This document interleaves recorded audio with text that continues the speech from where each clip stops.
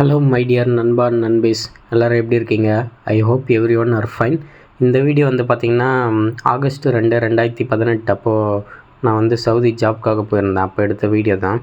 பழைய வீடியோஸ்லாம் பேக்கப்பில் இருந்துச்சு, இப்போ தான் கிடச்சிது. ஸோ அதான் லைனாக 1 by 1 வந்து அப்லோட் பண்ணிகிட்ருக்கேன்.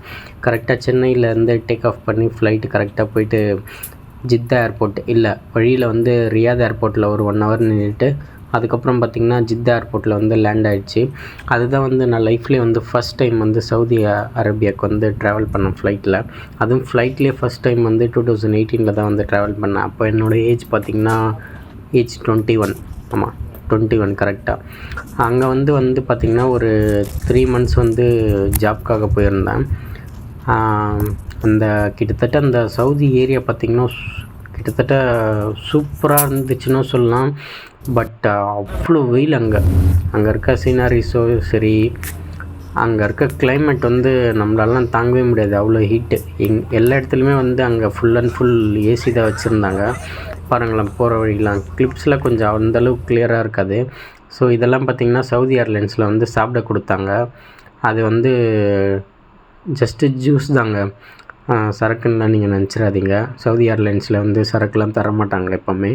ஸோ மேலே இருக்க வியூஸ்லாம் பாருங்கள் எப்படி இருக்குன்னு. எனக்கு வந்து பார்த்திங்கன்னா அந்த வீடியோஸ் வந்து நிறைய கிடைக்கவே இல்லை. அதான் நடுவில் ஜஸ்ட்டு ஃபோட்டோஸ்லாம் ஆட் பண்ணுறேன். நான் ஃபஸ்ட் டைம் போனது. நீங்கள் எத்தனை பேர் வந்து ஃபஸ்ட் டைம் ஃப்ளைட்டில் போயிருக்கீங்க? அப்படி உங்களோட அனுபவம் இருந்தால் அதையும் சொல்லி கமெண்ட்டில் ஷேர் பண்ணுங்கள். ஸோ ஒரு வழியாக போயிட்டு அந்த சவுதி ஏர்லைன்ஸில் ஜித்தா ஏர்போர்ட்டில் போய் இறங்கிட்டேன்.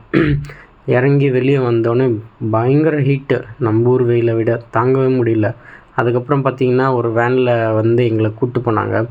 போகிற வழியெலாம் பார்த்திங்கன்னா இந்த மாதிரி நிறைய இருந்துச்சு.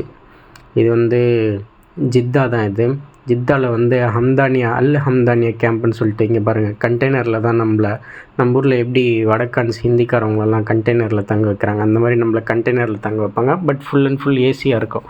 அங்கே பார்த்திங்கன்னா இந்த மாதிரி வெளியே போகிறதுக்கு வந்து இக்காமா கார்டு கொடுத்துருவாங்க. இது வந்து சிம் கார்டோட டீட்டெயில்ஸ். இது பாருங்கள், இதுதான் கிச்சனு. எப்படி இருக்குது பாருங்கள் ஏரியா. காலையில் எல்லோரும் சாப்பிட்றதுக்கு நிற்கிறாங்க. ஓகே கைஸ், நெக்ஸ்ட்டு வீடியோவில் வந்து நான் ஃபுல் அண்ட் ஃபுல் உங்களுக்கு வீடியோவை அப்லோட் பண்ணுறேன் பாருங்கள். இதுதான் வந்து மக்கா. நெக்ஸ்ட் வீடியோவில் வந்து மக்கா மதீனா வந்து உங்களுக்கு ஃபுல்லாக காட்டுறேன். அல்-ஹரம் காட்டுறேன் உங்களுக்கு. இந்த ரம்ஜான் டைமில் வந்து உங்களுக்கு இதை நான் காட்டணுன்னு நினைக்கிறேன். ஸோ நான் எத்தனை பேர் வந்து உம்ரா பண்ணியிருக்கீங்க, சவுதி அரேபியா போய் ஹஜ் பண்ணியிருக்கீங்க அப்படின்னு சொல்லிட்டு அதையும் கமெண்ட்டில் சொல்லுங்கள். நம்ம சேனல் பிடிச்சிருந்தால் மறக்காமல் அதையும் சப்ஸ்கிரைப் பண்ணி பெல் ஐக்கனை தட்டிக்கோங்க. ஸோ அல்-ஹரமில் உம்ரா பண்ணது எப்படின்னு சொல்லிட்டு நான் நெக்ஸ்ட் வீடியோவில் காட்டுறேன். Bye guys, love you all, take care.